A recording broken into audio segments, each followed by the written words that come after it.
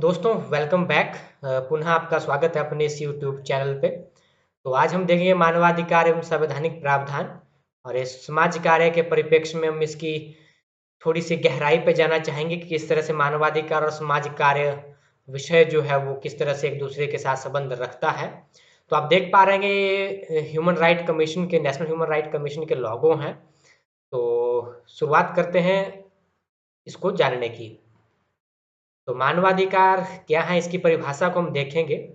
Actually मानवाधिकार वे अधिकार होते हैं जो प्रत्येक व्यक्ति को एक व्यक्ति होने के नाते जो वो प्राप्त होते हैं, और ये अधिकार ऐसे अधिकार होते हैं जो व्यक्ति के जीवन और समानता, स्वतंत्रता इत्यादि की रक्षा की गारंटी देता है। और ये ऐसे अधिकार हैं जो कि प्रत्येक नागरिक के लिए होना बहुत आवश्यक होता है, और यह जीवन से ही बाय बर्थ ही लोगों को मिलते हैं।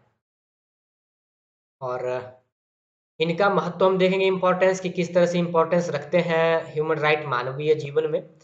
तो जीवन और स्वतंत्रता की रक्षा करता है यह मानव की, और समानता और गैर भेदभाव जिसको हम बोलते हैं भेदभाव की मनाही और इसमें रोक टोक लगाता है, समानता स्थापित करने की बात करता है, और व्यक्ति गरिमा और आत्मसम्मान की रक्षा करता है प्रत्येक व्यक्ति की।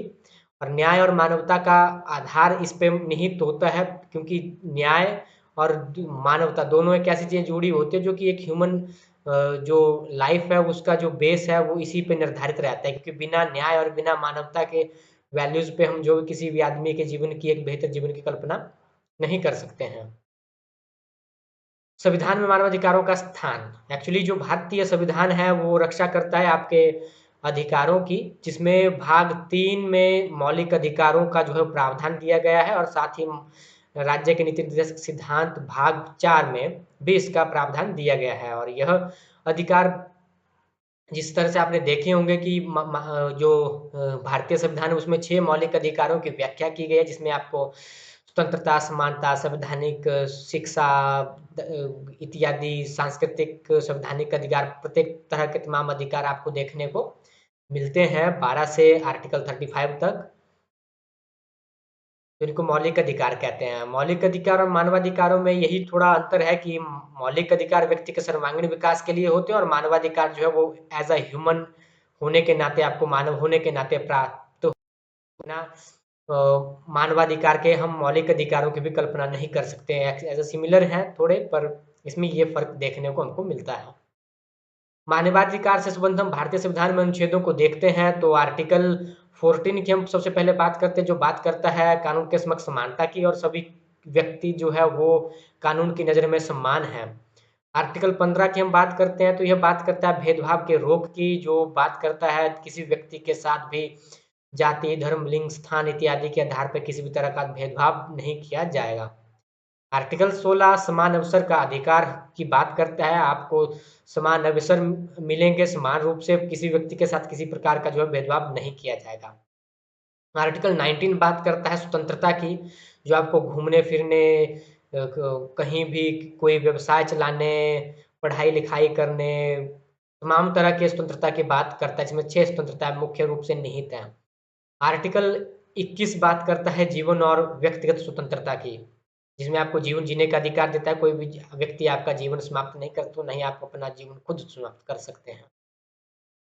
अनुच्छेद 23 से 24 बात करता है शोषण के विरुद्ध अधिकार की, जिसमें मानव तस्करी और बाल श्रम इत्यादि पे रोक लगाई जाती है, जिसमें अब व्यक्ति जो बंधुआ मजदूरी, और जो बच्चे जो है 14 साल से कम उम्र के हैं उनको कारखानों इत्यादि ऐसे हानिकारक क्षेत्रों में काम में लगाया जाता है, जिनके स्वास्थ्य में उसका नकारात्मक प्रभाव और उनके जीवन जो है वो खतरे में होता है, तो इसके लिए रोक लगाई गई है।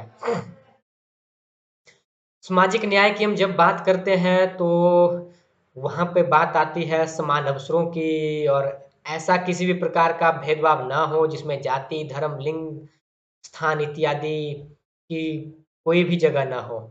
और ये actually equal distribution of resources की भी बात करता है कि कमजोर से कमजोर व्यक्ति तक संसाधनों की पहुंच हो और बराबरी में पहुंच हो। किसी व्यक्ति को ज्यादा या कम संसाधन नहीं होने चाहिए, और शक्ति का केंद्रीकरण नहीं होना चाहिए, जिसमें आप हम इसको डायग्राम को देखते हैं, जिसमें community, public service, public health benefits, social privilege, labour law, social insurance, rights, social role इत्यादि इत्यादि हम तमाम तरह की चीज़ें देखते हैं जो कि सोशल जस्टिस में आती है, और ये बात करते हैं कि समान रूप से सभी व्यक्तियों तक जो है वो पहुँचनी चाहिए। सोशल जस्टिस की हम बात करते हैं तो किसी न जो भी चीज़ें होती है दुनिया में उसका कुछ ना कुछ जो है उद्देश्य होता है। तो जिस तरह से सामाजिक जो न्याय है उसके भी कुछ उद्देश्य हैं, जिसमें समानता की स्थापना, भेदभाव की समाप्ति, आर्थिक और शैक्षणिक जो अवसर हैं उनका समान वितरण होना चाहिए, वंचित वर्गों का सशक्तिकरण होना चाहिए, जिसमें हम वल्नरेबल ग्रुप्स की बात करते हैं, महिला, बच्चे और वृद्ध और ऐसे व्यक्ति जो अभी भी उनका शोषण किया जा रहा है। सामाजिक न्याय की हम जब बात करते हैं तो वहाँ राज्य के नीति निर्देशक सिद्धांत की भी अपनी एक भूमिका रहती है कल्याणकारी राज्य स्थापित करने के लिए। इसमें आर्टिकल 38 है, 39 है, 41 है, जो बात करता है तमाम तरह के उन लोगों की रक्षा और उनके लिए संसाधन, एजुकेशन की बात करता है समान रूप से, जो कमजोर वर्ग हैं।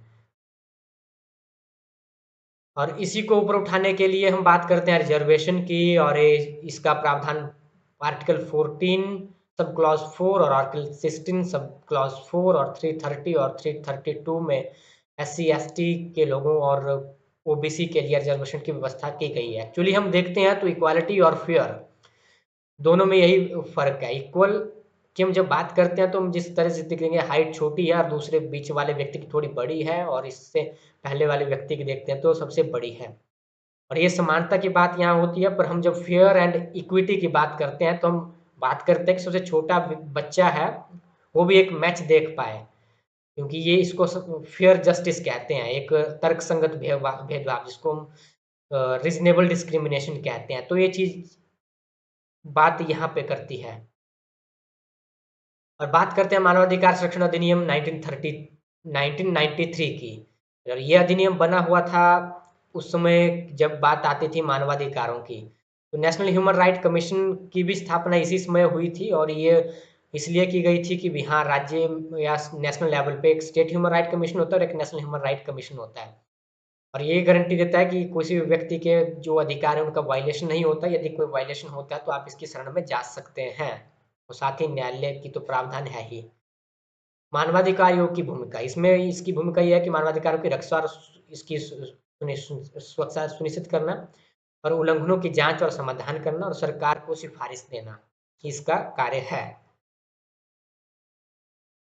महिला अधिकार की हम बात करते हैं, इसमें यौन उत्पीड़न, मातृ लाभ और समान वेतन की हम बात करते हैं। साथ ही बच्चों के अधिकारों की हम बात करें तो 21A में जो है वो एजुकेशनल राइट है बच्चों के लिए, जो कि बात करता है 6 से 14 वर्ष के आयु के बच्चों को फ्री एंड कंपलसरी एजुकेशन की। बाल श्रम पे रोक लगाता है, पोषण और स्वास्थ्य का अधिकार, जैसे आप लॉ को देखते हैं कि एवरी चाइल्ड हैज राइट। कमजोर वर्गों के अधिकार, इसमें एससी एसटी ओबीसी के लिए स्पेशल जो रिजर्वेशन है उसका प्रावधान किया गया, और उनको सशक्त बनाने के लिए तमाम तरह के एम्पावरमेंट करने के लिए कानून बनाए गए हैं। एज अ कंक्लूजन हम कह सकते हैं कि भारतीय संविधान जो है वो कानूनी मानवाधिकारों को और सामाजिक न्याय को सुरक्षित करने के लिए अनेक तरह के प्रावधान किए गए हैं, और सुनिश्चित करता है कि व्यक्ति की गरिमा, समानता और अधिकार जो है उनको मिले। धन्यवाद। यदि आपको इस वीडियो यदि आप को ये वीडियो पसंद आती है तो आप इस वीडियो को सब्सक्राइब करें, लाइक करें और चैनल को शेयर करें। Thanks a lot.